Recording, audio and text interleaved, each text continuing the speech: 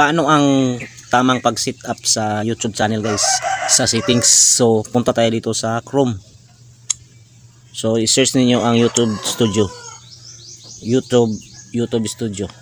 I-search niyo yan. So ito. YouTube Studio.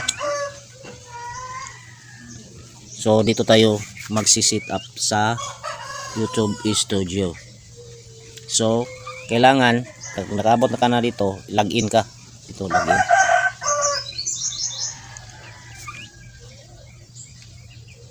So pagkatapos doon, kalagin ka na, kailangan pumunta mo sa baba, i-scroll down mo, tapos may setting sa gilid. Makita nyo guys, setting sa gilid. Oh, sa gilid dito. Dito mo pindutin mo yan. Tapos naglo-loading pa. Yun, lalabas na siya guys. So, ganoon lang guys. Dito ka mag-set up. Pindutin mo lang to. General channel at saka upload default, permission, community, modernization, agreement. So, dito ka magpili guys kung ano ang dapat ninyong gawin. So, pindutin mo lang to. Kailangan naka US dollar siya. Yun, naka US dollar. So pinutin mo to. Yon, ganun lang guys. Dito ka, ilagay mo lahat kung gusto, mabasa mo lahat diyan. Mabasa mo lahat diyan kung anong ilagay mo diyan. So, basta ituro ko lang sa inyo kung ang tamang pag-settings sa mag-set up. So dito tayo sa advanced settings. Ito, kailangan kung anong kuan mo, no is not for kid ba or pwede pang bata, ganun lang. At saka yung clips ninyo kailangan naka-on, naka-check. So dito naman tayo sa figure eligibility. So kailangan naka-enable. So ito hindi pa itong set up ko, kagabi ko lang ito ginawa. So ginawa ko lang ng tutorial. So hindi pa to monetize guys. So ganun lang guys. Kailangan naka-enable kung ito na-enable lang isa, pero ang yung dalawa hindi pa, kasi hindi pa naabot ng 1,000 subscribers. So dito naman sa upload default, dito ang tamang guys, set up sa settings. Yun, dito naman ilagay mo dito ang mga anong gusto mong isalita diyan, mga title, description sa imong ilagay mo diyan. So dito naman tayo sa permission. Yon, ang gusto mo kung may idagdag ka pa nga pangalan dito, pwede kung may dagdag ka pa nga pangalan yon sa ibabaw, name, ang sa role niya. So dito naman sa community,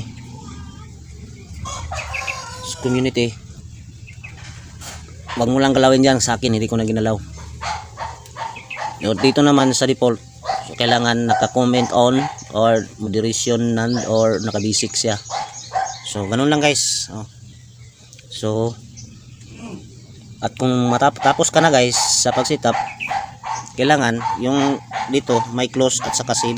Ito hindi na nakakulay siya kasi tapos ko na nag-setup, nag-setup. So ganun lang guys.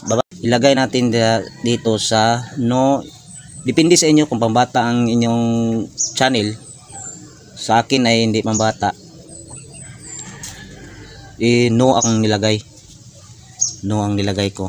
No set this channel is not made for kid. Yun ang nilagay ko. Dito sa disable advertisement, hindi pa tayo na guys, hindi pa gawin ang settings. Kung mag-upload ka ng video, kailangan sa settings mo muna ayusin mong settings. So kailangan general, kailangan naka US dollar. So dito naman tayo sa channel. Dito sa basic info, kailangan sa countries ninyo, residence Philippines, kailangan ang title mo sa keyword, ilagay mo sa title mo sa YouTube, at saka kung ano-ano pang ilagay mo dyan. Kahit anong title ba sa keyword mo, parang madali lang makita ang channel mo. So dito naman sa advanced settings, kung pang bata ang YouTube video mo, pang bata, pwede sa igalaw mo sa bata, yes. Kung hindi naman sa pang bata, pang lala, pang malaki, pang adult, yun no is not for kids ang kailangan. So ito guys, tingnan nyo guys, no is not for kid ako ang gilagay. So dito naman kailangan dito guys naka-enable. So ito hindi pa monetize tong channel. Kung monetize ka, pwede na mo ipag-enable mo yan. So dito naman sa upload default, so dito sa title, sa basic info, ilagay mo diyan sa kung anong title ilagay mo diyan, travel, cooking, yun sa YouTube, yun. So dito naman guys sa description ko, ito naman ang nilagay ko nun. Dito sa description kung anong pagsalita mo diyan, kung anong title mo diyan, ilagay mo diyan lahat. So dito kailangan naka-public. So dito tayo sa advanced settings na pula.